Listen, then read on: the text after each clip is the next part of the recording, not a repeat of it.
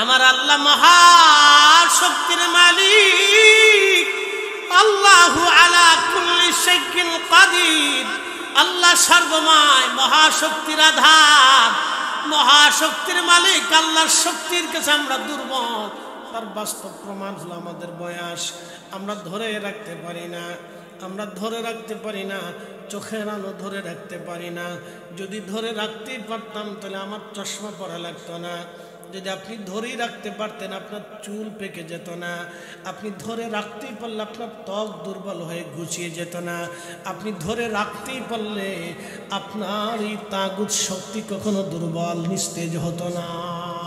আপনার বয়স আপনার কাছে না, আপনার শরীর আপনার নিয়ন্ত্রণে নাই। আপনার শরীরটাও যিনি নিয়ন্ত্রণ করেন তিনি আমার আল্লাহ। আল্লাহ আল্লাহ আল্লাহ আল্লাহ। আল্লাহর নবী বললেন, সেই সময় যখন আসমান ভেঙে ভেঙে পড়বে, জমিনের উপরে নক্ষত্রগুলি ভেঙে ভেঙে পড়বে, সমুদ্র উদ্দোলিত হবে, কিয়ামতের বিভীষিকা এতই ভয়াবহ চলবে, তখন গর্ভবতী নারীরা ভয়ে তাদের বাচ্চা গর্ভপাত হয়ে যাবে। কি কঠিন হবে, কি কঠিন হবে সেই দিন। নারীরা গর্ভপাত হয়ে যাবে। বাঘ, সিংহ, গাধা, ঘোড়া, মানুষগুলি এক কাতারে বাঁচার জন্য দৌড়াইতে থাকবে, কিন্তু পালানোর কোনো রাস্তা থাকবে না। আল্লাহ নবী বললেন, সেই দিন জওয়ান যুবক মানুষগুলি সেই দিন ভয়ে বিহ্বল হয়ে বৃদ্ধ হয়ে যাবে, সাথে সাথে তাদের চুল দাড়িগুলি সাদা হয়ে যাবে। ভয়ে ভয়ে তাদের চুল দাড়িগুলি সাদা হবে। তাদের বয়স যুবক থাকবে কিন্তু তারা বুড়া হয়ে যাবে। চামড়াগুলি তাদের সঙ্গে সঙ্গে ভয়ে ঘুষিয়ে যাবে, চিন্তায় পেরেশানিতে। আল্লাহর নবী বলেন, হাসর বড় কঠিন, হাসর বড় কঠিন। ইমাম ইবনে কাসির আল বেদার মধ্যে লেখেন, ঈসা রুহুল্লাহর উম্মতেরা ঈসা নবীর কাছে বললেন, ওগো আল্লাহর নবী, আপনি তো মরাকে জিন্দা করতে পারেন আল্লাহর হুকুমে। তা আল্লাহর নবী হযরতে নূহ আলাইহিস সালামের বেটা হাম, সাম, ইয়াফেস, কেনান, তো হামের কবর শুনলাম আরবের মধ্যে আছে। তাহলে আপনি দয়া করে হামের কবরের কাছে যাইয়া হামকে জিন্দা করে আমাদেরকে আপনি দয়া করে দেখান। হামের কাছ থেকে আমরা হযরত নূহ নবীর মহাপ্লাবন সম্পর্কে জানতে চাই। একটা কথা মনে রাখবেন, নূহ আলাইহিস সালামের 4টা সন্তান, হাম, সাম, ইয়াফেস, কেনান। কেনান পানির মধ্যে ডুবে মারা গেল, 3টা বেটা বেঁচে রইলেন, হাম, সাম, ইয়াফেস। হাম, সাম, ইয়াফেস। হামের বংশধর হলো আরবরা, সামের বংশধর হলো অনারবরা। ইউরোপ, আমেরিকা, অস্ট্রেলিয়া, এই উপমহাদেশ, এই এশিয়া মাইনরের এই অংশের মানুষ হলো সামের বংশধর, আর হামের বংশধর হচ্ছে আরবরা, আর ইয়াফেসের বংশধর হচ্ছে আফ্রিকানরা, এবং ইয়াফেসের বংশধর আরেকটা হবে, তারা হল ইয়াজুজ মাজুজ। এগুলি জানার দরকার। তো হামের কবর, আল্লাহর নবী বলেন, উম্মতরে সেই কঠিন ভয়াবহতা এতই কঠিন, ঈসা রুহুল্লাহ উম্মতদেরকে নিয়ে গেলেন হামের কবরের পাশে। যায় দেখে বিরাট বড় একটা টিলার মতো দেখা যায়, ছোট পাহাড়ের মতো। হুজুর এত বড় কবর নাকি? বলে হ্যাঁ, ইনি হামের কবর। ঈসা রুহুল্লাহ পাশে দাঁড়ায় বললেন, হে হাম, নূহ আলাইহিস সালামের বেটা, আল্লাহর হুকুমে কুম বিজনিল্লাহ তুমি জিন্দা হয়ে যাও। সাথে সাথে নূহ আলাইহিস সালামের ছেলে হাম কবরের ভিতর থেকে উঠে ওনার আসল সুরতে উনি হযরত ঈসা রুহুল্লাহর সামনে দাঁড়ায় গেলেন। 60 হাত লম্বা, জোরে বলা যাবে কি আল্লাহু আকবার? আমরা কয় হাত? জোরে বলেন। আমাদের কবর, জোরে বলেন। এই যমুনার মালিকের কবর, বসুন্ধরা মালিকের কবর, তারপরে ওই যে দরবেশের কবর কতটুকু হবে? তো ওরে বুঝাইবো কেডায় যে তোমার যে 3.5 হাত বরাদ্দ, বাকিটা তুমি পাবা না, এটারে বুঝাইবো কেডায়?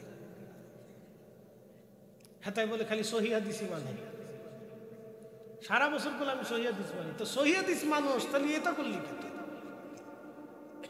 কি কথা কর না? যে যে দল করে সেটা দল আপনার, কিন্তু যে রাষ্ট্রের টাকা চুরি করছে ও তো চোর। কি কথা ঠিক আছে না ভাই? ও কিন্তু আমাদের সবার টাকা চুরি করছে, ঠিক আছে না ভাই? দলের লোকের টাকাও করছে, বেদলের লোকের টাকাও চুরি করছে, কথা ঠিক আছে না? যারা দলে থেকে মানুষের টাকা চুরি করে তাহলে বুঝতে হবে ও দলের না, ও দলের শেষ করতেছে, ও দল ধ্বংস করতেছে। ও দলের টাকা চুরি করছে, বেদলের টাকা চুরি করছে, ওগুলো খ্যাতি সম্পন্ন চোর। কি কথা খারাপ কিছু ভাই? আমি রাজনীতি আপনারা করেন, ওটা আমি দেখি না, রাজনীতি ফাজনীতি আমি করি না, তো মনোযোগ দেন। তো দরবেশের জন্য 3.5, বসুন্ধরা মালিকের জন্য 3.5, যমুনার মালিকের জন্য 3.5, ওই আবদিনের মালিকের জন্য 3.5, এদেশের যত ধনী আছে রাষ্ট্রপতি প্রধানমন্ত্রী সবার জন্য 3.5। যেই বেটে একবারে মিসকিন ভিক্ষে করে খায় তার জন্য মনে হয় 5.5 নাকি কম, 2.5 3.5, বরাদ্দ তো 3.5, এর চাইতে বেশি পাবো না, কথা ঠিক আছে না ভাই? হুজুরের জন্য 3.5, আমার জন্য 3.5, এখানে ওলামা ইকরাম বসে আছেন তাদের জন্য 3.5, আপনারা যারা বসে আছেন আপনাদের জন্য 3.5। বাপ বেশি পাওয়ার সুযোগ নেই, তো যেহেতু বেশি পাবোই না অতএব কারাকারি ফারাফারি গুতাগুতি লাফালাফি এটা করে লাভ নেই। দোকানে বাকি খেয়ে এই দেখবেন যে ওই দোকানের সামনে যে 6 মাস পর্যন্ত যায় না মুসলমান, 6 মাস পর্যন্ত দোকানের সামনে দিয়ে যায় না, 6 বছরও দেখা করে না। ভাই দিবেন না? দেবানি, পরে সিম অফ করে ঠিক দিচ্ছে।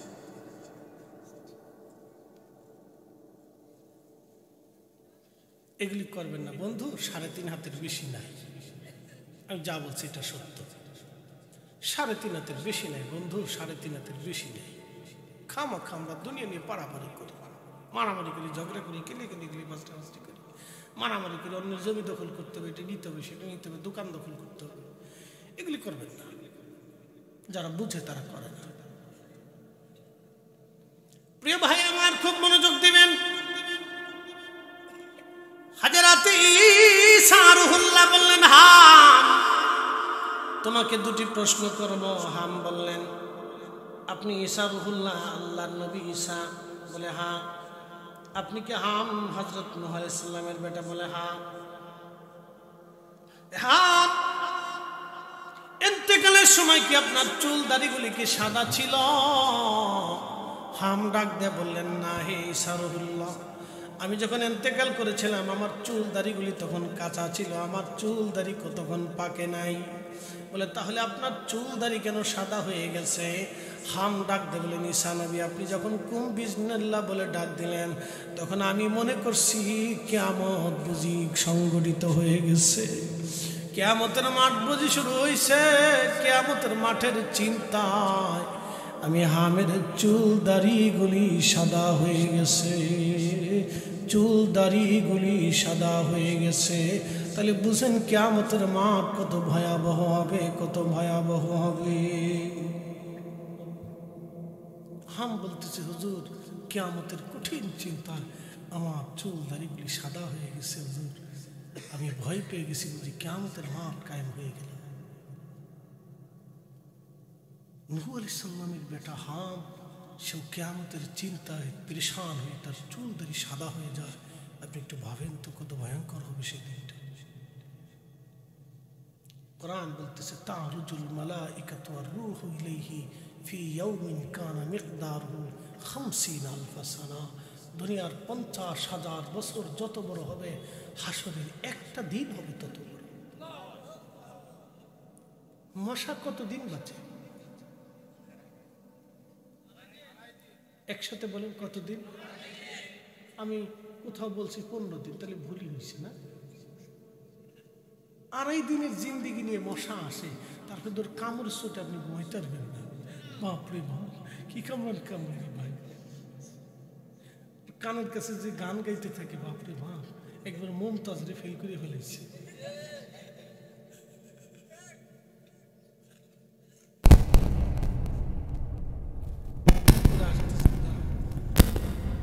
মাত্র 2.5 দিনের হায়াত। আহা, এখন আপনি কতদিন বাঁচেন? আপনি তো চিন্তা করতেছেন মশা মাত্র 2.5 দিন বেঁচে রইল, তাহলে আমরা কিয়ামতের তুলনায় পৃথিবীতে কত সময় বেঁচে থাকি বলে হিসাব করছি। দুনিয়ার 50,000 বছর, একসাথে বলেন কত হাজার বছর? 50,000কে দিয়ে আপনার জীবনের 60 বছর দিয়ে 50,000-এ ভাগ দিয়ে দেখেন, তাহলে বুঝবেন যে হাসরের ময়দানের কতদিন সময়, আপনি কতটুকু সময় আপনি পৃথিবীতে বেঁচে থাকেন, মশার চাইতে কম সময়। কি কথা কন না কেন? এই সামান্য সময়ের জন্য কত পারাপারি, মারামারি, গুতাগুতি, কি মারামারি, এর চেয়ে সহজ করে বোঝানোর মতো অভিজ্ঞতা আমার নেই। আমার এই সামান্য মেধা দিয়ে আপনাদেরকে বুঝাইলাম। কালকে 2টা মাহফিল সিলেটে করে এসে জুমা পড়াইছি, জুমা পড়ায় এসে এই আপনাদের এখানে এসে আসছি। এই আপনারটা সেরে আবার আরেকটা যেতে হবে, আবার কালকে সিলেটে যেতে হবে। ঘুমের 12টা বাজছে, তারপরে এই মস্তিষ্ক নিয়ে আপনাদেরকে বোঝানোর চেষ্টা করতেছি। প্রিয় উপস্থিতি, বুঝে যাওয়াটা অত্যন্ত জরুরি। মশার চেয়ে কম সময় আমরা পৃথিবীতে হাসরের ময়দান অনুযায়ী বেঁচে থাকি। কথা ঠিক আছে না ভাই? মশার চেয়ে কম সময় বেঁচে থাকি। আহা, যদি আমরা বুঝতাম। কুমিল্লাবাসী মনোযোগ দিবেন, হাসরের মাঠ এত কঠিন। প্রিয় নবীজি বলেন উম্মতরে, আল্লাহ তখন বললেন ওয়াইদাল কুবুরু বুসিরাত, কবর থেকে মানুষ উঠে উঠে উলঙ্গ হয়ে দৌড়াইতে থাকবে, হাসরের দিকে দৌড়াইতে থাকবে, দৌড়াইতে থাকবে। নবী বললেন আয়েশা, পৃথিবীর সব মানুষ সেদিন উলঙ্গ থাকবে, কিন্তু তোমার নবীকে আল্লাহ পোশাক পরিহিত অবস্থায় সম্মানের সাথে মাকামে মাহমুদ আলা বানায় রাখবে। একবার জনে বলা যায় কি মারহাবা। শ্রেষ্ঠ নবী দিলাম রে তরিয়ে নিতে রোজাহাসরে,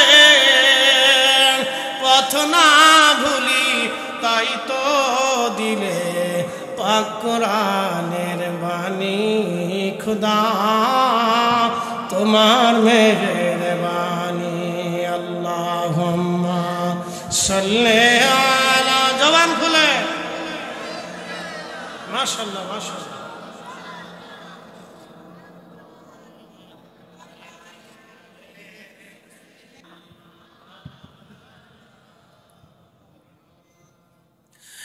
কুমিল্লাবাসী হাসরের ময়দানের দিকে নারী পুরুষ উলঙ্গ হয়ে দৌড়াইতে থাকবে। আম্মা জান আয়েশা সিদ্দিকা রাদিয়াল্লাহু আনহা একটু লজ্জা পেয়ে গেলেন, ডাক দিয়ে বলেন হুজুর মহিলারাও কি উলঙ্গ থাকবে? বলে হ্যাঁ রে আয়েশা, মহিলারাও থাকবে, এটা কি করে হবে? আল্লাহর নবী ডাক দিলেন আয়েশা, কিয়ামতের ময়দানে এতই বিভীষিকাময়, এতই ভয়ঙ্কর হবে যে একজন পুরুষ নারীর দিকে তাকাবে, নারী পুরুষের দিকে তাকানোর মতো সময় হবে না। অথচ দুনিয়ার লক্ষ লক্ষ বছর হাসরের ময়দানে পার হয়ে যাবে, কেউ কারো দিকে তাকানোর মতো সুযোগ হবে না, সময় পাবে না, সময় হবে না। জিন্দেগি তো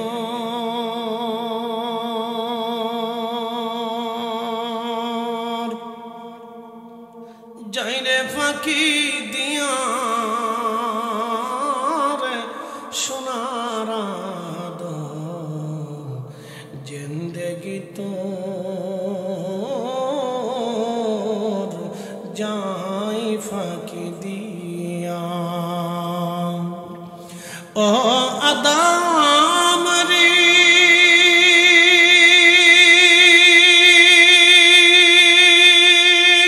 পাক ধরিয়া গেছে দাড়ি, দন্ত আছে গোটা চারি, সমন জারি গিয়াছে করিয়া রে সোনার জিন্দেগি তো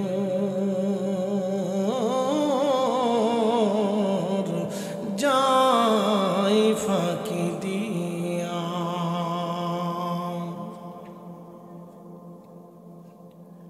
কুমিল্লাবাসী মনোযোগ দিবেন, হাসর ময়দানে তো কঠিন হবে। নবীজি বলেন উম্মতরে, কিয়ামতের ময়দানে 3টে জায়গা মা সন্তান ভুলে যাবে, সন্তান মাকে ভুলে যাবে, বাবা সন্তান ভুলে যাবে, বাবা সন্তান ভুলে যাবে, সন্তান বাবাকে ভুলে যাবে, ভাই ভাইকে ভুলে যাবে, বোন ভাইকে ভুলে যাবে। হাসি কঠিন দিনে নবীজি বললেন, মিজানের পাল্লাতে যখন ওজন শুরু হয়ে যাবে, কার গুনার পাল্লা ভারী, কার নেকের পাল্লা ভারী হবে। সেই কঠিন দিনে হাসরের মাঠ সন্তান বাবা মাকে ভুলবে, বাবা মা সন্তান ভুলে যাবে, কেউ কারো কথা মনে রাখবে না গো, পরিচয় দিতে চাবে না। সেই দিন সবাই পেরেশান। আজকে হাই আফসোস, আমার নেকের পাল্লা ভারী না গুনার পাল্লা ভারী হবে, সেই চিন্তায় সবাই পেরেশান হয়ে যাবে। নবীজি বললেন, উম্মত সেই কঠিন সময়ে সন্তান মাকে ভুলবে, মা সন্তান ভুলে যাবে। দ্বিতীয় নম্বর, আমল নামা ডান হাতে বাম হাতে দেওয়ার সময় সবাই চিন্তিত থাকবে, আমার ডান হাতে আমল নামা যাবে নাকি বাম হাতে আমল নামা যাবে। সবাই চিন্তায় পেরেশান হয়ে যাবে। আল্লাহ নবী বলেন, উম্মত রে, 3 নাম্বার ফুলসিরাতের ঘাটে মা সন্তান ভুলে যাবে, সন্তান মাকে ভুলে যাবে, কেউ কারো কথাই মনে রাখবে না। সেই দিন সবার নিজের চিন্তায় বড় পেরেশান হবে। আজকে কি ফুলসিরাত পার হতে পারবো নি, আজকে কি ফুলসিরাত পার হতে পারবো নি। হাসরের মাঠের ভয়াবহতা এত কঠিন হবে, নবীজি বললেন, তৃষ্ণা কারণে সেই দিন মানব জাতির জিহ্বা ঝুলে পুড়িয়ে কুকুরের জিহ্বার মতো ঝুলতে থাকবে। সেই দিন তৃষ্ণা এত পরিমাণে হবে, মাথার উপরে সূর্যটা আসবে, যে সূর্যটা বর্তমান 200 কোটি ডিগ্রি সেলসিয়াস, সেই সূর্যটা 24-70 গুণ বেশি বাড়াইয়া হাসরের ময়দানে আলোক ছড়াইতে থাকবে। প্রচন্ড উত্তাপে মানুষ ঝলসে যাবে না, পুড়ে যাবে না, কিন্তু তাপের কঠিনত্ব এতই ভয়াবহ হবে, ভিতর থেকে শুকায় যাইতে থাকবে, ঘাম ঝরিয়ে ঝরিয়ে হাসরের ময়দান বুক পর্যন্ত, থুতনি পর্যন্ত মানুষের ডুবে যাবে। মানুষ পাগলের মতো প্রলাপ বকতে থাকবে, কঠিন পানির তৃষ্ণা থাকবে। নবীজি বলেন, উম্মত আমার, তোমরা শুনে রাখো, হাউজে কাউসার ছাড়া আর কোনো পানি থাকবে না। বরফের চাইতে ঠান্ডা হবে, দুধের চাইতেও পরিষ্কার হবে, মধুর চাইতেও বড় মিষ্টি হবে পানি সেই দিন। আমার আকাশের নক্ষত্র তুল্য পেয়ালা থাকবে ওই হাউজে কাউসারের পাশে। আমি নবীজি উম্মতদেরকে ডেকে ডেকে নিয়ে হাউজে কাউসারের পানি পান করায় দেব। সাহাবীরা বলেন, হুজুর, এত কোটি কোটি মানুষের ভিড়ে আপনার উম্মত আপনি কি করে চিনবেন? আমার নবী বলেন, আমার উম্মত সালাত আদায় করার কারণে 5 ওয়াক্তবার ওযু করবে, 5 ওয়াক্ত নামাজে 5 বার ওযু করবে। ওই ওযুর চিহ্ন সেজদার জায়গাগুলি নূর চমকাইতে থাকবে, নূর চমকাইতে থাকবে। ওই নূর দেখে দেখে আমি নবী টেনে টেনে এনে হাউজে কাউসারের পানি পান করে দেব। একসাথে বলেন আল্লাহু আকবার। কিন্তু এই উম্মত মাতুস সালাহ, নামাজকে হত্যা করে ফেলছে। আল্লাহ মাফ করুন প্রিয় ভাই, আমার দেশের অনেক পীরের মুরিদ আছে, কিতা কয় জানেন না, জীবনে নামাজ একবার বললেই চলে। ওরে শয়তান কোথাকার, বদমাশ। আল্লাহর কোরআনের সালাতকে কেউ অস্বীকার করে সে মুসলমানই থাকে না। কথা কর না কেন? জোরে বলো, সে মুসলমান থাকে না। এই যে দাড়ি দেখতেছেন না, আপনি দাড়ি না রাখেন না সেটা এক ভিন্ন মশালা, কিন্তু যদি বলেন যে ইসলামে কোনো দাড়ি নাই, তখন আপনি আর মুসলমান থাকবেন না, কারণ আপনি রাসূল কারীমের একটা সুন্নতকে ইনকার করেছেন। তুই কথা কর না কেন?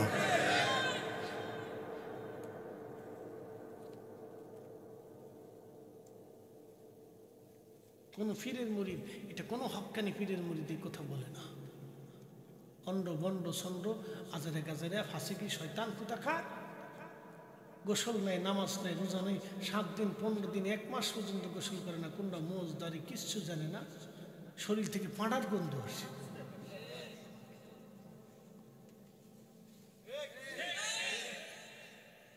এটা কি পীর মুরিদি? হ্যাঁ, মুজাদ্দিদ আল ফিসানি কি এই জন্য আসছিলেন?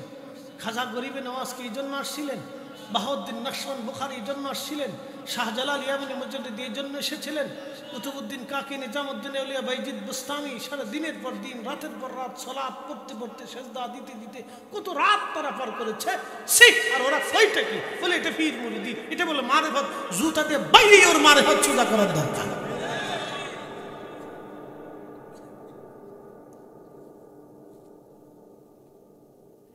আমরা 4 ইমামের সিদ্ধান্তের বাইরে কোনো সিদ্ধান্ত নেব।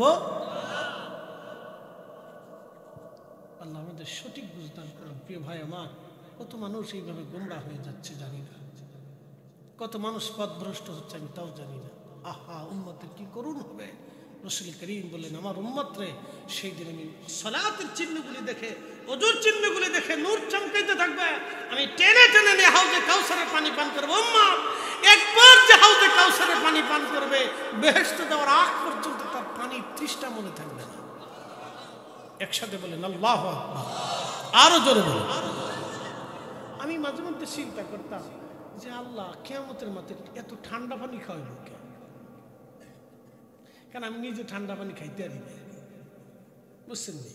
আমি মাঝে মধ্যে চিন্তা করতাম যে আল্লাহ ঠান্ডা পানি কেন খাওয়াইল? ঠান্ডার কথা কইল কেন? এমনি পানি তো কইতে পারত। কি কথা ঠিক আছে না? লগে ঠান্ডা মিলে যে বরফের চাইতে ঠান্ডা আছে, তো বরফের চাইতে ঠান্ডা পানি দিয়ে কিতা করতাম? এত ঠান্ডা পানি লাগবে কেন? আমি এবছর হজে যাওয়ার পরে বুঝছি যে ঠান্ডা কেন লাগে। আরাফা থেকে যখন হাঁটা শুরু করছি, মাগরিবের নামাজ তো আর আরাফায় হয় না, মুজদালিফাতে হয়।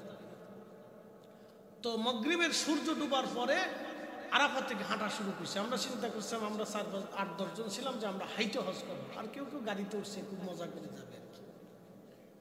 তা আমরা চিন্তা করলাম যে না, হজে আসছি, আদম আলাইহিস সালাম তার গাড়িতে ওঠে নেই, উনি হাইটেই গেছে, আল্লাহ রসুল তো ওইভাবেই গেছে, তা আমরাও হাইটে যাবো। তা হাঁটা শুরু করছি আরাফা থেকে। বিশ্বাস করেন, রাত হোক তাতে কি হয়েছে, আরবের শুষ্ক বাবা বাতাস, একটার পর একটা পানি। তো নর্মাল পানি খাইলে হয় না, কলিজা ঠান্ডা হয় না, ঠান্ডা পানি খাইতে হয়। আরাফা থেকে হাঁটতে হাঁটতে হাঁটতে হাঁটতে মুজদালিফাতে আসলাম, রাত্রি যাপন করে ফজরের নামাজ পড়ে আবার রওনা করলাম। হেঁটে হেঁটে মিনা পার হয়ে যখন জমারাতে আইসি, তখন বুঝছি বাপরে বাপ, পানি কারে কয়। জমারাত থেকে তো আর হেরেমে আসবো গাড়ি পেলে, মিনাতে আমি ঘুরবো না। আমরা চিন্তা করছি মিনায় যাইতাম না, আমরা যেমন একবার হেরেমে যাই তাওয়াফ করবো, ফরজ তাওয়াফ সেরে ফেলবো। চিন্তা করলাম বাস ইনামরি করলো, ঠিক আছে, আগে ফরজ তাওয়াফ করবো। তো হেঁটে হেঁটে হেরেমে আসছি, হেরেমে আইসে তাওয়াফ করছি, সাই করছি। বুঝতে পারছেন যে কি দৌড়। ওরে বাপরে বাপ, পানি কারে কয়, ঠান্ডা পানি একটার পর একটা মারতেছি, একটার পর একটা মারতেছি, এই দিক দিয়ে খাই আর এই দিক দিয়ে ঘামে সব বেরিয়ে যায়। পরে তাওয়াফ শেষ করার পরে এসে হালাল হয়েছে। তখন বুঝছি আল্লাহ কেন হাসরের ময়দানে ঠান্ডা পানির কথা বলছে। তখন বুঝলাম যে পানির তৃষ্ণা এত ভয়াবহ হবে যে ওই ঠান্ডা না হলে কলিজা ঠান্ডা হইতো না। একসাথে বলবেন আল্লাহু আকবার। আমি আরাফাতে যাওয়ার পরে এই হাদিসের ব্যাখ্যা দিচ্ছেন যে সর্বনাশ, আল্লাহ ঠিকই কইছে ঠান্ডা খাওয়া তোমরা, তো বরফের চাইতে ঠান্ডা। এখন বলেন বেনামাজি কি অবস্থা হবে? কোন এবার বেনামাজির অবস্থা কি হবে? যারা ওযু করে না তাদের অবস্থা কি হবে? আমার দেশের বহু নারী আছে 6 মাসে ওযু করে না। এই কথা কর না কেন? বহু মাইয়া আছে খালি মেকআপ করে না, ওযু করে না, তো ওযু করে না, ওযু করে না 6 মাসে দেখছি, 6 মাসে ওযু করে না, নামাজ তো পড়ে না, ওযু করে না। 6 মাসে ওযু করে না, বেরি খালি আলতা সোনো মাহে, পাউডার মাহে, আড়া মাহে, তাদের সুন্দর বাচ্চা। ও পাগল বুঝে না যে এটা দিয়ে সুন্দর হয় না। সুন্দর হইতে হলে নারীকে সেজদায় আসতে হবে, পর্দায় আসতে হবে, নামাজে দাঁড়াইতে হবে, ওযু করতে হবে। কি কথা কন না কেন? এই দেখেন তো আমরা হুজুর আইতে হুজুরে কালা বয়স কত?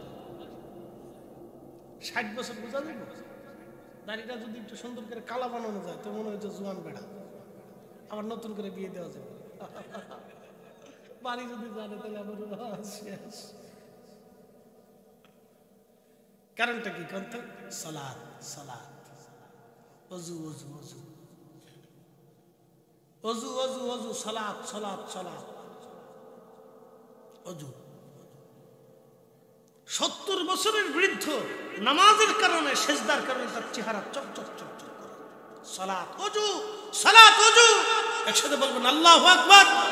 এই নারী সমাজ, মুহের ভিতর যত আড়া ডলো, তোমার তো এই আড়া ডললে বোঝা যায় পাউটা পাউটা হিরোইছি হিরোইছি। কি কথা কর না কেন? ওরা হাসুস, ওরাও কয় ঠিক আছে, মুসল্লি সামনের কথা ঠিক আছে, ঠিক। আল্লাহু আকবার। নারী বুঝে না যে ওযু ওযু, 6 মাসে ওযু করে, বুঝি না কিছু। এদের পেট থেকে কি হয়? দাজ্জাল ছাড়া। এদের পেট থেকে কি হয়? কিছু আশা করা যায়? কিচ্ছু আশা করা যায় না। রাইন দিত ঠিক মতো খাওয়াইতো না। হ্যাঁ, বিয়ে করে দেন কে? ঠিক মতো রাইন দিয়ে খাওয়াবো না, চা বানায় খাওয়াইতো না, পানি গরম করে দিত না। ফেরা আছে ফেরা। এগুলির থেকে দূরে থাকবে। নামাজি দেখে, পর্দা ফুসিতে দেখে, ভদ্র দেখে, নম্র দেখে, লাজক দেখে, লজ্জাবতী দেখে বিয়ে করে শান্তিতে থাকবে। নতুবা সুখ নাই রে, সুখ পরাণের ফাঁকি, 2-3টে বিয়ে করে কুমিল্লাতে থাকি, আমার সুখ নাই রে। এই গান গাইতে গাইতে জীবন পার হয়ে যাবে, সুখ পাইতেন না। কথা ক্লিয়ার বন্ধু? যা বলতেছে ক্লিয়ার। সালাত নামাজ হাসরের ময়দানে রাসূল করিম বলেন, আমার উম্মত সেদিন ডেকে ডেকে নিয়ে আমি হাউজে কাউসারে পানি পান করাই দেব। একসাথে বলে যাব আল্লাহু আল্লাহু আকবার ওয়ালিল্লাহিল হামদু বিসমিল্লাহির রাহমানির রহিম।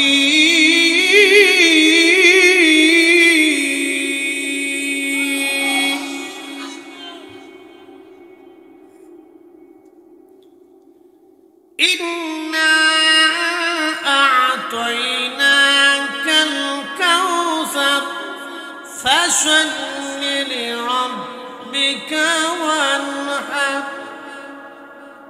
একসাথে বলেন না মারহাবা। হুজুর আপনাকে হাউজে কাউসারের মালিকানা দিয়ে দিচ্ছি, উম্মতকে বলেন সালাত আদায় করতে, কুরবানি করতে। আরো জোরে বলেন কি করতে হবে? সালাত। জোরে বলেন কি করতে হবে? কি করতে হবে? কি করতে হবে? কি করতে হবে? কি করতে হবে? সালাত। মাঝে মধ্যে ছাড়বেন, মাঝে মধ্যে পড়বেন, প্রত্যেক জুমায় একবার পড়লেই সারবে। 5 ওয়াক্ত। জোরে বলেন কত ওয়াক্ত? হাউজে কাউসারের পানি যদি পাইতে চান তাহলে 5 ওয়াক্ত। কয় ওয়াক্ত?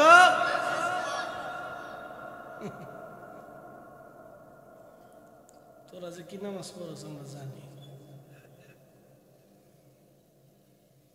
চশমা কালা কে? রাত্রিবেলা কালা চশমা দিয়ে বয়ে রয়েছি। কি মুসল্লি, সব ডিজিটাল মুসল্লি সব। প্রিয় উপস্থিতি, মনোযোগ দিবেন। হাসরের শেষ পাঠ আপনাদের সামনে উপস্থাপন করে বিদায় নিব। বন্ধু মনোযোগ লাগান। হাসরের ময়দান এত ভয়াবহ হবে, তামাম সৃষ্টির মানব জাতিগুলি পাগল পারা হয়ে যাবে। সবাই দৌড়াইয়া হযরতে আদম সফিউল্লাহর কাছে যায়, বলবে আদম গো, আল্লাহ কাহার হয়ে গেছে, আপনি আল্লাহর দরবারে যান, আমাদের জন্য কিছু বলেন। আদম নবী ডেকে বলবে, হে আমার সন্তানরা, যদু বাবার মায়া বড় বেশি, আমার সন্তানরা, আমি আজকে চিন্তিত আছি। খোদার এক কাহারিয়াত আমি আজকে মিটাইতে পারবো না, তোমরা অন্য কোন নবীর কাছে যাও। দৌড়াইয়া নূহ নবীর কাছে আসবে, নূহ আলাইহিস সালাম কি কথা বলবে, মা হাসরবাসী আজকে আমার পক্ষে সম্ভব না, অন্য কোন নবীর কাছে যাও। মানুষ দৌড়াইয়া হযরত ইব্রাহিম খলিলুল্লাহর কাছে এসে বলবে, হে আল্লাহর খলিল ইব্রাহিম, আল্লাহ আপনাকে খলিল বানিয়েছিল, সম্মানিত করেছিল, বন্ধু বানিয়েছিল আপনাকে। আজকে খোদার দরবারে যে কালাম করে কথা বলে আমাদের কথা বলেন, হযরত ইব্রাহিম আলাইহিস সালাম ডাক দিবে হাসরবাসী, আমার পক্ষে সম্ভব না, অন্য কারো কাছে যাও। আজ হাসরবাসী দৌড়াইয়া হযরত দাউদ আলাইহিস সালামের কাছে আসবে।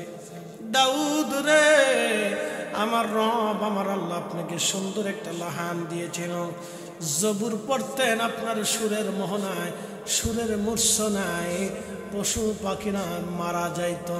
হযরত দাউদ আলাইহিস সালাম 70 ধরনের সুর দিয়া জবুর শরীফ তিনি তেলাওয়াত করতেন। অতএব আমাদের দেশে কোনো বক্তা যদি সুরের বিরুদ্ধে ওয়াজ করে তাহলে বুঝবেন তিনি কাউয়া। মন খারাপ করেন না, এই সুরের বিরুদ্ধে কথা বলে আমি মনে করি এটা কাউয়া, এটা সুর নাই দেহে, এটা কাউ কাউ কাউ কাউ করে। এরকম কে? সুর কি আমরা বানাইছি? কি কথা কর না কেন? এই যে কোরআন শরীফ সুর দিয়ে পড়ার পরে আপনাদের কাছে ভালো লাগতেছে না ভাই? পৃথিবীর যত কানি আছে উবাই ইবনে কাব রাদিয়াল্লাহু আনহুর পিছনে দাঁড়াবে। শোনেন, পৃথিবীতে শ্রেষ্ঠ সুরের অধিকারী কারি ছিলেন হযরত উবাই ইবনে কাব রাদিয়াল্লাহু আনহু। সে যখন তেলাওয়াত করত, আল্লাহর নবী তার তেলাওয়াতের সুরের মোহনায় মুগ্ধ হয়ে যায়। একসাথে বলেন আল্লাহু আকবার। আর শায়ের রাসূল ছিলেন হাসান বিন সাবিত, তার সুন্দর সুরের মোহনায় রাসূল করিম দুলতেন। এটা সুরের বিরুদ্ধে ওয়াজ করে কাউয়া কোথাকার?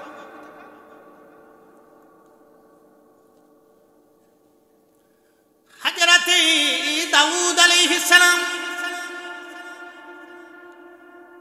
ডাক দিবে, হাসরবাসী অন্য কোন নবীর কাছে যাও, আমার পক্ষে আজকে সম্ভব না। হাসরবাসী দৌড়ে আসবে হযরত মুসা কালিমুল্লাহর কাছে। মুসা গো, আল্লাহ তোমার কালিমুল্লাহ বানাইছে গো মুসা, তুর পাহাড়ে তুমি খোদার সঙ্গে কালাম করতে, আজকে হাসরে খোদার সঙ্গে কালাম করো, আমাদের দুঃখের কথা আল্লাহকে বলো, সুপারিশ করো আমাদের জন্য। মুসা আলাইহিস সালাম বলবে, হাসরবাসীরা আমার পক্ষে সম্ভব না, অন্য কোন নবীর দরজায় তোমরা যাও। হাসরবাসী দৌড়ে হযরত ঈসা রুহুল্লাহর কাছে সে কাঁদতে থাকবে। ঈসা রুহুল্লাহ ডাক দিয়ে বলবে, হাসরবাসী রে, তোমরা আজকে যত জায়গায় যাও কাজ হবে না, আমি ঈসা যে নবীর উম্মত হয়েছিলাম হাসরবাসী, তোমরা চলে যাও আখির নবী রাহমাতুল লিল আলামিনের দরবারে, দরবারে মুস্তাফাতে যাও। ওই নবী ছাড়া আল্লাহকে আজকে কেউ খুশি করতে পারবে না, আল্লাহর কাহারিয়াত কেউ দমাইতে পারবে না, ওই নবী ছাড়া আজ আমাদের উপায় নাই। একবার জোরে বলা যাবে কি আল্লাহু আকবার?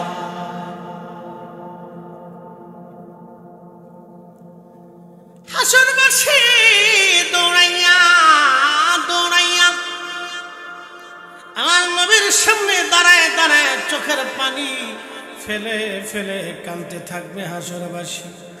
আল্লাহর নবী ডাক দিবে, হাসরবাসী রে, চিন্তা করিও না, আমি যাইতেছি। আল্লাহর নবী বলবেন, সহিহ বুখারীর হাদিস এবং পৃথিবীর বহু কিতাবের মধ্যে হাদিস আছে, কিতাবুস শাফা, বাবুস শাফা, এরকম বহু বাবু কিতাবের ভিতরে হাদিস আসছে, শত শত হাদিস গ্রন্থে হাদিস কেন আসছে। আল্লাহর নবী বলেন, আমার উম্মত তোমরা শোনো, আমি দৌড়াইয়া আল্লাহর কুদরতি কদমের সামনে সিজদায় পড়ে যাব। আমার আল্লাহ আমার কালবের ভিতরে এমন প্রশংসামূলক বাক্যগুলি ঢেলে ঢেলে দেবেন, আমি আল্লাহর দরজার সামনে সিজদায় পড়িয়া আল্লাহর প্রশংসা গাইতে থাকবো, গুণকীর্তন করতে থাকবো। আল্লাহ ডাক দেবে, বন্ধু মাথা উঠান, আর কাঁদবেন না, আপনি মাথা উঠান, কাঁদেন কেন?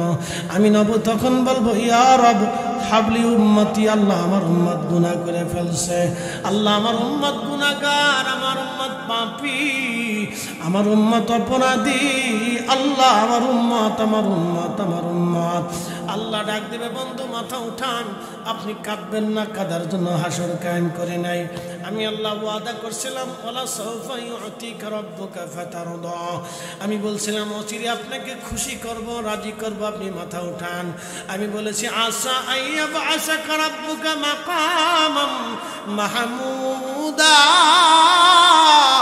আপনাকে মাকামে মাহমুদওয়ালা বানাবো, বন্ধু মাথা উঠান। আমি তখন বলবো ইয়া রাব হাবলি উম্মতি, আল্লাহ ডাক দেবে, বন্ধু মাথা উঠান। আজকে আপনার হাতে থাকবে হামদের পতাকা, আপনার হাতে থাকবে শাফাতের পতাকা। আপনি আগে উম্মত নিয়ে জান্নাতে যাবেন, ফুলসিরাত পার হবেন, জান্নাতে যাবেন। সবার আগে আপনি জান্নাতের তালা খুলবেন। আপনার আগে কেউ জান্নাতে আজকে ঢুকতে পারবে না, যেতে পারবে না। আপনি নবী যা চাবেন আমি আল্লাহ আজকে তাই দিয়ে দেব। আমি 70,000 এবং তাদের প্রত্যেকের সঙ্গে করে আরো 70,000 করে আমি আমার উম্মতের বিরাট বহর নিয়ে আমি নবী সবার আগে ফুলসিরাত পার হয়ে জান্নাতের দরজা খুলে আমি আমার উম্মতদেরকে জান্নাতে ঢুকাবো। একসাথে বলেন আল্লাহু আকবার, আর ধরে বলেন। কাজী নজরুল কত চমৎকার লিখেছেন, শ্রেষ্ঠ নবী দিলাম তরিয়ে নিতে রোজা হাসরে, পথ না ভুলি তাই তো দিলে পাক কোরআনের বাণী। খোদা তোমার মেহেরবানি, সুন্দর ফল সুন্দর ফল মিঠা নদীর পানি। খোদা তোমার মেহেরবানি, খোদা তোমার মেহেরবানি। আল্লাহুম্মা সাল্লি আলা, জবান খুলে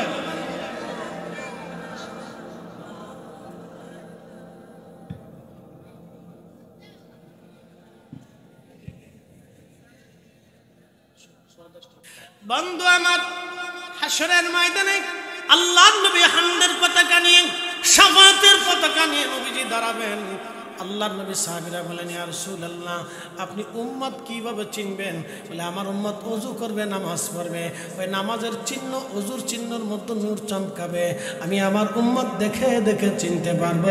টেনে টেনে আমি আমার উম্মতকে শাফাতের পতাকার নিচে নিয়ে চলে আসবো। একসাথে বলেন না মারহাবা। পৃথিবীতে হযরত ইমাম মাহদী আলাইহিস সালাম পৃথিবীতে আসবেন, এটা আলামতে কুবরা।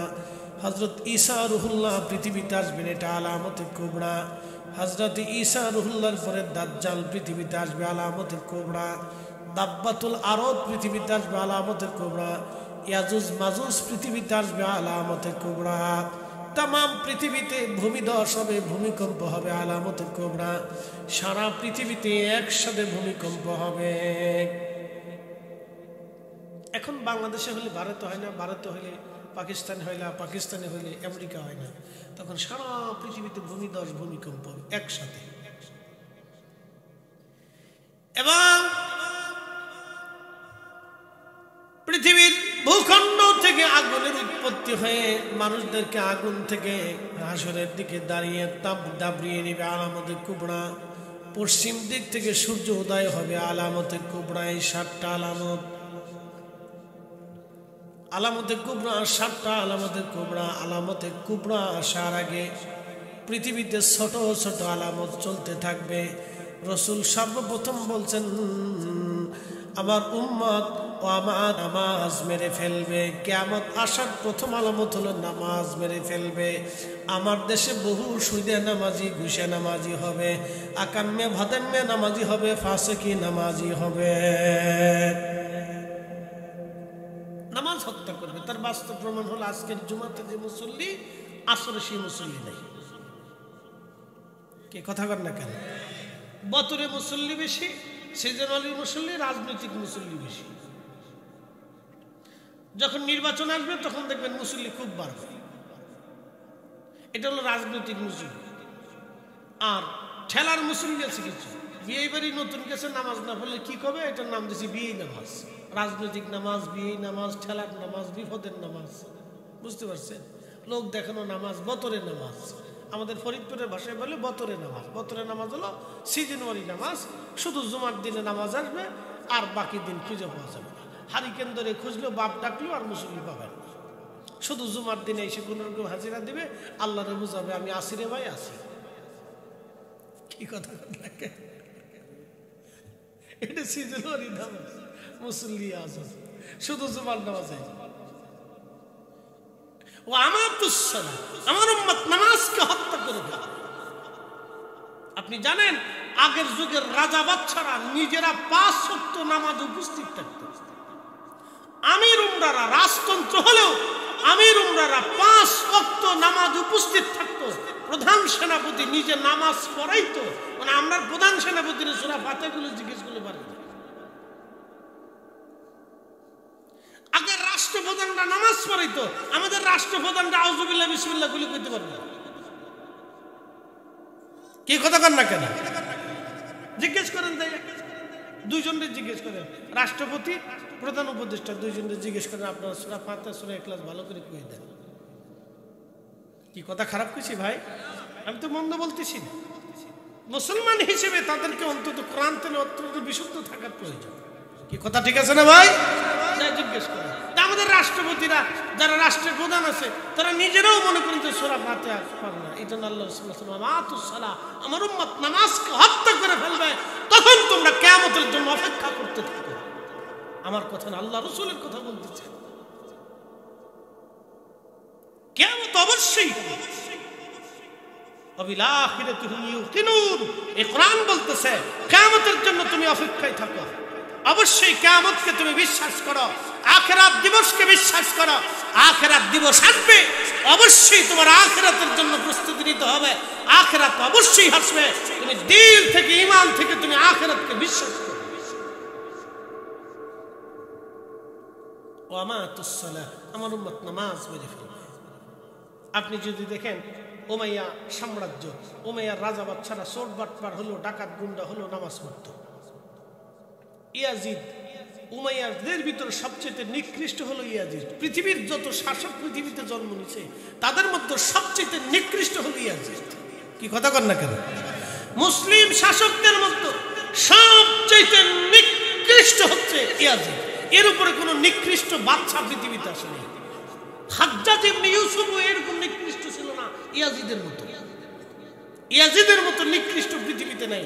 আপনি জানেন সে মদিনা আক্রমণ করেছে, আপনি শুনলে গা শিহরে উঠবে। আজকে আমার ফিলিস্তিনের বোনদেরকে ধরে নিয়ে ইসরায়েলে যেমন নির্যাতন করে, ইয়াজিদের সৈন্যরা মদিনার 1000 নারীকে ইজ্জত নষ্ট করে গর্ভবতী করেছিল। আপনার গা শিহরে উঠবে ইতিহাস শুনলে। ইয়াজিদের পক্ষে যদি কেউ ছাপায় গায়, আমার মন চায় ওরা জুতা দিয়ে বাইরে গিয়ে এই সমাজ থেকে বের করে দেওয়া উচিত। মুসলমানই হতে পারে। আপনি কল্পনা করতে পারবেন যে মদিনার মানুষ, আপনি জানেন রাসূলের প্রতিবেশী তারা। পৃথিবীর বর্তমান সিচুয়েশনে যদি মানুষ দেখতে হয় তাহলে মদিনার মানুষ দেখতে হবে। পৃথিবীর বর্তমান সিচুয়েশনে যদি নারী পবিত্র তাহেরা তৈয়বা দেখতে চান তাহলে মদিনার মানুষ দেখতে হবে। আল্লাহ রাসূল বলেন আমার উম্মত কিয়ামতের আগে সারা পৃথিবীতে বেহায়াপনা ছড়িয়ে যাবে, ফুসফাসিকি ছড়িয়ে যাবে, আয়েশা ছড়িয়ে যাবে, কিন্তু আমার আল্লাহ আমার মদিনাকে হেফাজত করবে। মদিনার ভিতরে ফাসিকি, ফায়সা, আকাম্মে, বাদাম্মে, আকাম, কুকাম, সারাবি, খারাবি, হারাবি মদিনার ভিতরে ঢুকবে না। একসাথে বলবেন আল্লাহু আকবার। সেই মদিনার রাসূলের প্রতিবেশী সাহাবীদের সন্তান আনসারী আর মুহাজিরদের সন্তানদেরকে ধরে নিয়ে এই ইয়াজিদের সৈন্যরা ধর্ষণ করে তাদেরকে গর্ভবতী করেছিল। 1000 কুমারী নারী। আপনার ঘাস রক্ত গরম হয়ে আসবে। পৃথিবীর নিকৃষ্ট শাসক যদি থাকে মুসলমানদের ভিতরে তার ইয়াজিদ আছে। আল্লাহ রাসূল সহিহ বুখারীতে বলেছেন হালাকাতু উম্মতি আলা ইয়াদি গিলমাতিন মিন কুরাইশ, আমার কুরাইশের এক যুবকের মাধ্যমে আমার মুসলমান ধ্বংস হবে, আমার উম্মত ধ্বংস হবে।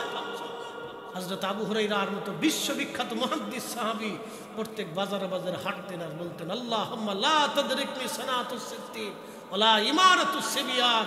আল্লাহ 60 হিজরির ওই যুবকের শাসন থেকে আমাকে বাঁচাও। আল্লাহ ওই 60 হিজরির যুবকের শাসন থেকে, ফিতনা থেকে তুমি আমাকে বাঁচাও। তিনি 59 হিজরিতে ইন্তেকাল করেছিলেন, আর ইয়াজিদ ক্ষমতায় বসেছিল 60 হিজরিতে।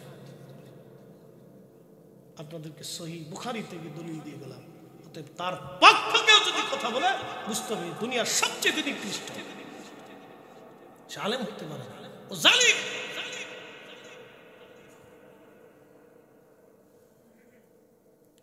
প্রিয় উপস্থিতি, হাজিরিন, খুব মনোযোগের সাথে কথাগুলি শুনবেন বাবাজি আমার। কুমিল্লার মুসলমান, বরাইপুরের মুসলমান, কিয়ামত পৃথিবীতে আসবে। আল্লাহর নবী বলেন আমাতুসসালা, আমার উম্মত নামাজকে মেরে ফেলবে। দ্বিতীয় নাম্বার ওয়াদাউল আমানা, আমানতকে ধ্বংস করে দিবে। এক সাহাবী এসে বলেন ইয়া রাসূলুল্লাহ, কিয়ামত কবে হবে? নবীজি বললেন শোনো, কিয়ামত কখন হবে তোমরা শুনে নাও। কিয়ামত কখন হবে আমার উম্মতরা তোমরা শোনো। যখন রাষ্ট্রের সম্পদ, মনোযোগ দিবেন, রাষ্ট্রীয় সম্পদ গনিমতের মালকে রাষ্ট্রের শাসক বর্গরা এবং রাষ্ট্রের কর্মচারীরা নিজেদের সম্পদ মনে করে ব্যবহার করবে। আমি আমার কথা বলিনি, আল্লাহ রাসূলের কথা বলতেছি। সহিহ বুখারীতে রাসূল বলছেন, যখন রাষ্ট্রের শাসকগণ, রাষ্ট্রের কর্মচারীরা রাষ্ট্রের সম্পদকে নিজের সম্পদ রূপে ব্যবহার করবে, ও উম্মত তোমরা সেই দিন কিয়ামতের জন্য অপেক্ষা করতে থাকো।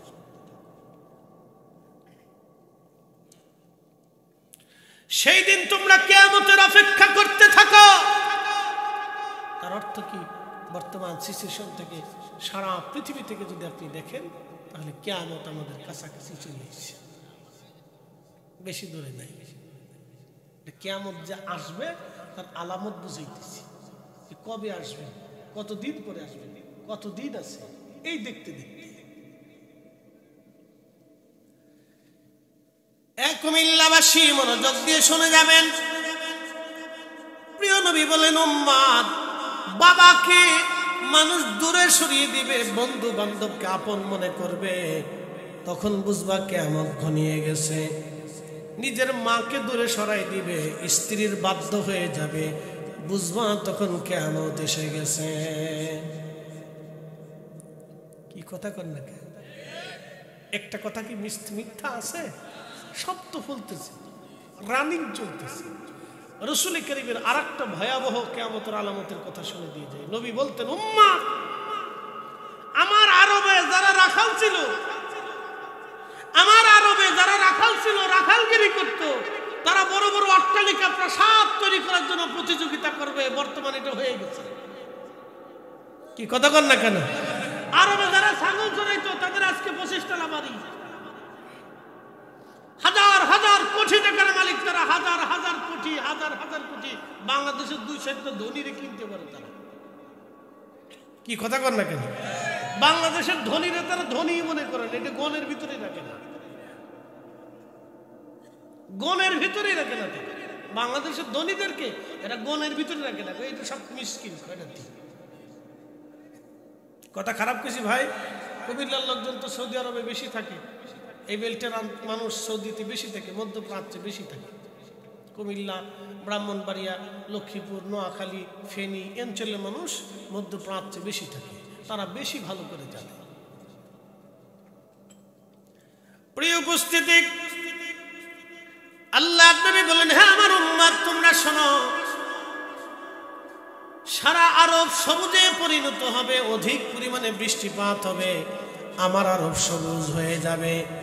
এখন কেবল শুরু হতেছে, এটা এখনো হয় নাই, কিন্তু তামাম আরবে প্রাসাদ নির্মাণ শুরু হয়ে গেছে। যারা ছাগল চড়াইতো তারা আজকে বড় বড় প্রাসাদের মালিক, হাজার হাজার কোটি টাকার মালিক, বিরাট বড় কোটি কোটি টাকার মালিক তারা। এটা হয়ে গেছে। আল্লাহ নবী আরো বলেন আমার উম্মতরা তোমরা শুনে নাও, তালাকের সংখ্যা বাড়তে থাকবে, প্রচুর পরিমাণে তালাক বাড়বে, শুধু ডিভোর্স আর ডিভোর্স।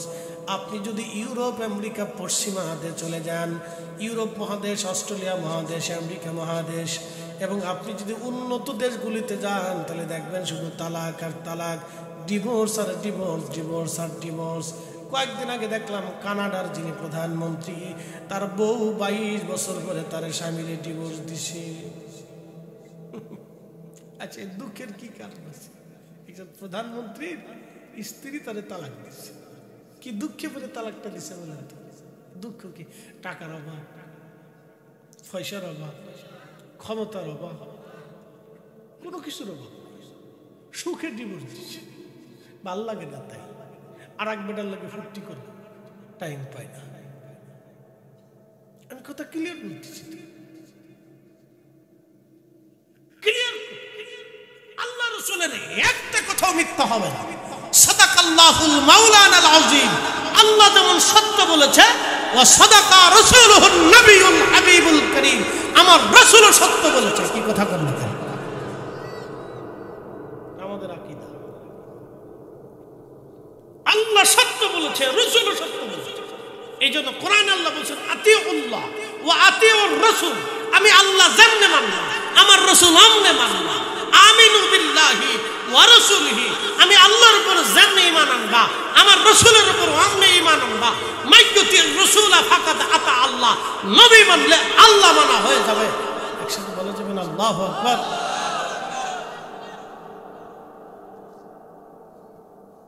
রাসূল মানলে আল্লাহ মানা, রাসূল মানলে আল্লাহ মানা হয়ে যাবে। আল্লাহ নিজে কোরআনে বলে দিয়েছে। প্রিয় কুমিল্লাবাসী, মনোযোগ দিয়ে শুনে যাবেন। কিয়ামতের আলামতের সুকরার আর একটা ভয়াবহ আলামত আমি আপনাদেরকে শোনাই দিয়ে যাই একবারে সর্বশেষ। সহিহ বুখারীর কিতাবুল ফিতানের মধ্যে আসছে, নবীজি বলেছেন, উম্মত, পৃথিবীতে 2টা নদী আল্লাহর জান্নাত থেকে সরাসরি এসেছে। একটা নদীর নাম ফোরাত নদী, আর একটা নদীর নাম নীল নদী। এই ফোরাত নদী শুকিয়ে যাবে। ফোরাত নদী শুকিয়ে যাওয়ার পরে ফোরাতের ভিতর থেকে স্বর্ণের পাহাড় ভেসে আসবে। স্বর্ণের পাহাড় ভেসে আসার পরে এই স্বর্ণকে কেন্দ্র করে তাম পৃথিবীতে যুদ্ধ শুরু হয়ে যাবে। সেই যুদ্ধটা বিশ্বযুদ্ধ হবে না, তৃতীয় বিশ্বযুদ্ধ হবে না, সেই যুদ্ধটা হবে মহাযুদ্ধ। মহাযুদ্ধ। পৃথিবীর এমন কোনো গ্রাম নাই, এমন কোনো এলাকা নাই, এমন কোনো পাড়া নাই, এমন কোনো ঘর নাই যে ঘরের মধ্যে যুদ্ধ ছড়িয়ে না পড়বে। আল্লাহ নবী বললেন, প্রত্যেক 100 জনের মধ্যে 99 জনে যুদ্ধে মারা যাবে, মাত্র একজন এই যুদ্ধে বেঁচে থাকবে। যিনি বেঁচে থাকবে তিনি পাক্কা ঈমানদার। জোরে বলা যাবে আল্লাহু আকবার। এটা হবে মহাযুদ্ধ। এরপরে আলামতে কুবরা শুরু হতে থাকবে। পৃথিবীর প্রত্যেকটা অঞ্চল, গ্রাম, এলাকা, পাড়া যুদ্ধে জড়িয়ে যাবে। শুধু রক্তক্ষয়ী যুদ্ধে 100 জনে 99 জন মারা যাবে, একজন বেঁচে থাকবে। আমি বলিনি, আল্লাহ রাসূল বলেছেন, যাহা বলেছেন তাহা হবে। এই ভারতীয় উপমহাদেশে গাজওয়াতুল হিন্দ হবে। পাকিস্তান, ভারত, বাংলাদেশ মিলে এই বেল্টে শ্রীলঙ্কা দিয়ে গাজওয়াতুল হিন্দ হবে। মুসলিমরা 3 ভাগে বিভক্ত হবে। একদল মুসলিম পালাবে বাঁচার জন্য, আর একদল মুসলিম শহীদ হতে হতে শাহাদাতের পেয়ালা এত পরিমাণে হবে, মুসলমানদের রক্ত হাঁটু পর্যন্ত জমিন গেড়ে যাবে, ভরে যাবে শুধু মুসলমানদের রক্তে। বাকি 1 ভাগ অল্প সংখ্যক মুসলমান টিকে থাকবে, তারা আল্লাহর উপরে ভরসা করে কুফফারদের সাথে জিহাদ করবে। জিহাদ করতে করতে করতে করতে এই মুসলমানদের বিজয় হয়ে যাবে। না না, হয় না। জোরে বলেন, জোরে বলেন, আরো জোরে বলেন। আপনি পালালেও গাজওয়াতুল হিন্দ হবে, না পালালেও গাজওয়াতুল হিন্দ হবে, মানলেও গাজওয়াতুল হিন্দ হবে, না মানলেও গাজওয়াতুল হিন্দ হবে। এই হিন্দে প্রলয়ঙ্করী একটা যুদ্ধ হবে মুসলমানদের সাথে। আপনি পালাইলেও পালাইতে পারবেন, যারা পালাবে তারা বেঈমান হয়ে মারা যাবে। যারা ওই সময় জিহাদের জন্য প্রস্তুতি নেবে, তারা আল্লাহ রাসূল বলেছেন তারা ঈমানদার হয়ে যাবে। আল্লাহ প্রত্যেকের জীবিত মৃত সবাইকে মাফ করে দেবে। রাসূল যা বলেছে তাই হবে। কি কথা বললেন? আল্লাহর হাবিব যা বলেছে তাই। এগুলো কিয়ামতের আলামত।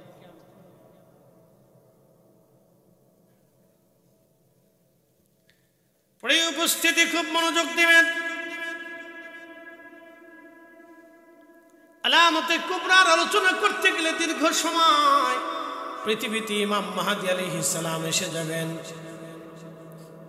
আল্লাহর নবী বলেন, উম্মত তোমরা শুনে নাও, আমার মাহদী হাসানি হুসাইনি হবে, হাসানি হুসাইনি।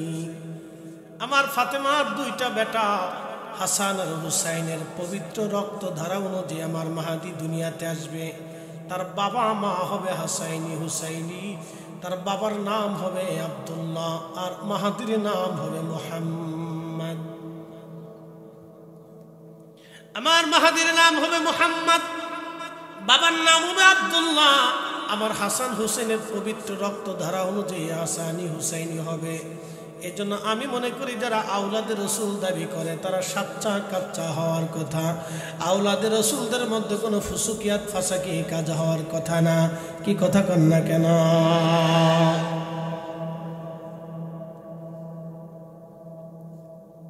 বংশীয়ভাবে কেউ আওলাদের রসুল আছে, যেমন জৈনপুরীরা কুরাইশি, বংশে কুরাইশ, বনু হাশিমি, এইভাবে আসতে পারে। কিন্তু সরাসরি ইমাম হাসান হুসেইন থেকে ইমাম মাহদী আসবে। রক্তটা এত পবিত্র থাকবে, রাসূল করিম বললেন আমার মাহদী পৃথিবীতে আসবে। 40 বছর সে উট দুম্বা ছাগল ভেড়া তাম পৃথিবীতে ওই মরুদ্যানে মরুভূমির ভিতরে চড়িয়ে বেড়াবে। দুনিয়ার মানুষ তাকে চিনবে না। একসাথে বলবেন আল্লাহু আকবার। আমার বক্তব্য আল্লাহ রসুলেরটা বলতেছি, আল্লাহ রসুলেরটা বলতেছি। হযরত ইমাম মাহদী আলাইহিস সালাতু ওয়াস সালাম হাসানি হুসাইনি দুই পবিত্র রক্ত ধারা অনুযায়ী আরবের মরুভূমির মধ্যে তারা বসবাস করবে। দুনিয়ার এই অর্থনৈতিক ব্যবস্থা থেকে তারা দূরে থাকবে। আচ্ছা কোন তো কেন? এই আমার দিকে তাকান। এখন একটা অপ্রিয় রসুলের সত্য ভবিষ্যৎবাণী বলে দিচ্ছি। অপ্রিয় সত্য বলবো বলবো আমরা সবাই কিন্তু এর সাথে জড়িত আছি, শ্রোতা বক্তা সবাই বলবো। আল্লাহ রসুল বলছেন আমার উম্মত সুদ থেকে মুক্ত হবে। আপনি ঠিক বললেও ঠিক, না ঠিক বললেও ঠিক, আল্লাহর এবং তার রসুলেরটাই ঠিক। আমার উম্মত সুদ থেকে মুক্ত হবে না। সরাসরি সুদ খাবে, না সুদের সাথে কারবারি করবে, না সুদের জন্য লেখালেখি করবে, না সুদের জন্য সাহায্য করবে, না সুদের জন্য কথা বলবে, নাহলে আরেকজনকে উদ্বুদ্ধ করবে, নাহলে আরেকজনের সুদের জড়িবে, নাহলে সুদওয়ালার সাথে বন্ধুত্ব করবে, না হয় আত্মীয়তা করবে, নাহলে কারবারি খাবে। শেষ। অপ্রিয় সত্য রাসূল করিমের সত্য ভবিষ্যৎবাণী আমি আপনি সবার সাথে জড়িয়ে পড়ছি। এই যে আহলে বাইত রাসূল আল্লাহ ইমাম মাহদীকে দুনিয়ার অর্থনৈতিক ব্যবস্থা থেকে দূরে রেখে মরুভূমির ভিতরে আল্লাহ তার ছাগল চড়াইতে থাকবে। সে মরুভূমির বাহিরে ভিতরে থাকবে। সে দুনিয়ার অর্থনৈতিক ব্যবস্থা থেকে মুক্ত হয়ে একবারে সাচ্চা কাচ্চা হালাল পাক পবিত্র তারা খাবার খেয়ে বেঁচে থাকবে। একসাথে বলবেন আল্লাহু আকবার। অপ্রিয় সত্য, অপ্রিয় সত্য। আমরা সবাই এটার সাথে যুক্ত হয়ে গেছি। বলে হুজুর কিভাবে? আমাদের বাংলাদেশে ধরেন আমরা চাই দেশে ইসলামিক শাসন ব্যবস্থা কায়েম হোক, এটা আমাদের সবারই চাওয়া। কথা ঠিক আছে না ভাই? আমি আলেম হিসেবে চাই, আমি যেই ভিড়ের মুরিদ হই, যেই দলের, আমি সুন্নি মাসলাকের, আমি আহলে সুন্নাত ওয়াল জামাতের অনুসারী, আমি চাই যে দেশে ইসলামী হুকুমত কায়েম হোক। এটা আমার জীবনের চাওয়া, জীবনের ইচ্ছা। আমি দোয়াতেও বলি আল্লাহ দেও তুমি, কিন্তু 100% হবে না, কিছুটা হবে। বলে হুজুর কিভাবে? আমরা এদেশে যদি ইসলামিক রাষ্ট্র ব্যবস্থা প্রতিষ্ঠিত করতে পারি তাহলে মনে করেন যে ঘুষ বন্ধ হবে, চুরি চাপটামি বন্ধ হবে, ডাকাতি কিছুটা বন্ধ হবে, জেনা ব্যভিচার বন্ধ হবে, বেপর্দা বেহায়া বন্ধ হবে, তারপরে ঘুষের লেনদেন এই অন্যায় বিচার বন্ধ হবে, সামাজিক যে অন্যায় বিচার আছে কোর্ট আদালতের অন্যায় বিষয়গুলি বন্ধ হবে, কিছুটা হলেও মানুষ সাশ্রয় পাবে, 180% পাবে। তারপরে যে অর্থনৈতিক ব্যবস্থা এসে বাংলাদেশ ব্যাংকিং খাত বন্ধ করা যাবে না। এই ব্যাংকিং খাত চালু রাখতে হলে সুদের সাথে কিছুটা কিছু হলেও চালু থাকতে হবে। কথা ঠিক আছে রে ভাই? তাহলে এখানে আমরা 100% পাবো না, যতটুকু পাবো ততটুকুনি ভালো। একসাথে হন না মারহাবা। আচ্ছা, শীতের দিন তো আগাইতে গেলে হয় কি, যে যেখানে বসে জায়গাটা গরম হয়ে গেছে, ওখান যদি কে আগান তাহলে সে চিন্তা করবে হ্যাঁ আগাইলে তো ঠান্ডা না, বসুক বসুক, যে যেমনি পারে বসুক। যারা দাঁড়ানো আছে ও আসবে না, যার বসার দরকার সে এসে বসবে না। অনেকে আবার দাঁড়ায় থাকে তো, তারা দাঁড়াই পছন্দ করে। যারা বাহিরে দাঁড়ানো আছেন, প্রিয় ভাই আমার এই পাশে বসে জায়গা আছে, চলে আসেন, বসে পড়েন ইনশাল্লাহ। কথা খুব গুরুত্বপূর্ণ। আল্লাহ বুঝার তৌফিক দিক। সকলে বলেন আমিন, আরো জোরে বলেন আমিন। তার কি বুঝলেন? তাহলে কিয়ামত আমাদের আর বেশি দূরে, বেশি দূরে, বেশি দূরে আমাদের জন্য কিয়ামতের অপেক্ষা করতে হবে। কিন্তু আমাদের জন্য একটা সুসংবাদ আছে। আল্লাহ রাসূল বলেছেন, উম্মত এই কঠিন সময়ে যদি তুমি দাঁত দিয়ে কামড় দিয়ে আমার একটা সুন্নাতকেও চেপে ধরতে পারো, তাহলে 100 শহীদের সওয়াব আমার নামে দিয়ে দাও। আরো জোরে, আরো জোরে, আরো জোরে। এই সময় যদি আপনি নিজেকে বেঁচে রাখার চেষ্টা করেন, তো চেষ্টার কারণে আল্লাহ আপনাকে বেনিফিট দেবে। আল্লাহ মাহরুম করে। সিচুয়েশন তো আসবে, এটা আমাদের কথা না, এটা আল্লাহ রাসূল বলে গেছে। কি কথা ঠিক আছে না ভাই? এটা আসবে, এটা তো আমাদের তো দোষ, আমাদের দোষ, এটা আসবেই। আসলে আমার করণীয় কি? এই সময় আমাকে যতদূর সম্ভব বেঁচে থাকার চেষ্টা করতে হবে। যে বেঁচে থাকার চেষ্টা করবে তার অত্যন্ত বড় জিহাদ হবে, সে নফসের সাথে জিহাদ করবে, কঠিন জিহাদ হবে এই সময়। প্রিয় উপস্থিতি, হযরত ইমাম মাহদী আলাইহিস সালাম দুনিয়াতে আসবেন। তিনি দুনিয়াতে আসার পরে হাসানি হুসাইনি রক্তধারা অনুযায়ী পৃথিবীতে আসবেন। 40 বছর পর্যন্ত তিনি মরুভূমির ভিতরে উট, দুম্বা, ছাগল, এই ভেড়াগুলি চড়াইতে থাকবেন।